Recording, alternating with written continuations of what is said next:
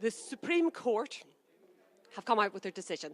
They will not allow the devolved administrations to have a role in this, deciding whether or not to trigger Article 50.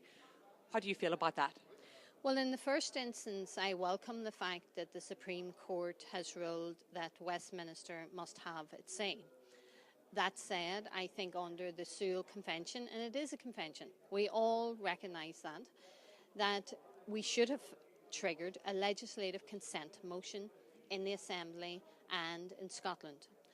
Now, when you consider the fact that there are competencies, for instance, the Common Agricultural Policy, to name but one, that the Assembly have authority over, then I think it's quite clear that even though the Supreme Court has ruled that Westminster should have its say, that what we are faced with is a very elite cabinet in London, who will quite frankly just plough on recklessly with its hard Brexit approach.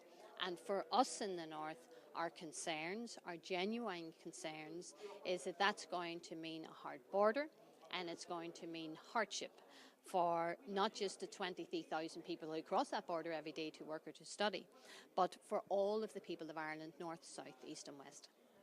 Theresa May has said, though, that she will consult you, you will be involved in this decision-making, and in her 12-point plan she said that she wanted to keep that border open. Is Theresa May somebody you can work with on this? Well, Theresa May says one thing and she does another.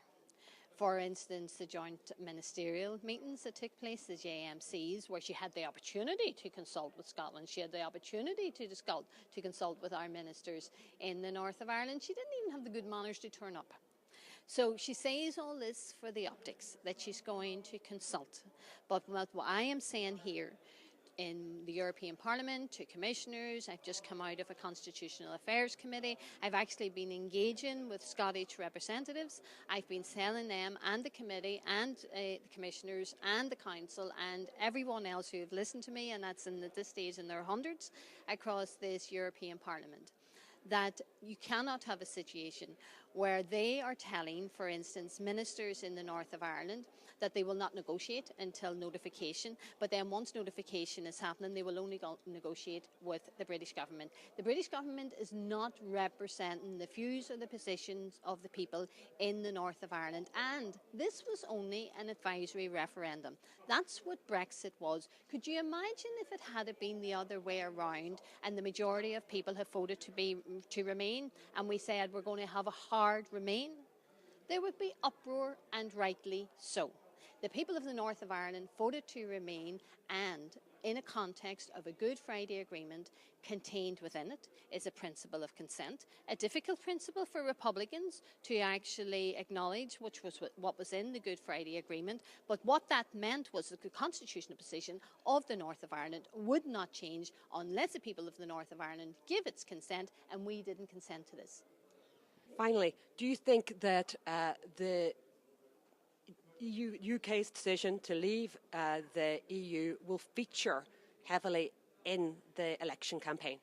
I think it will, because the DUP, again, just like its reckless decision on the Renewable Heating Initiative, also advocated, along with the People Before Profit, that people should leave, that people should vote to leave. Thankfully, the people rejected that.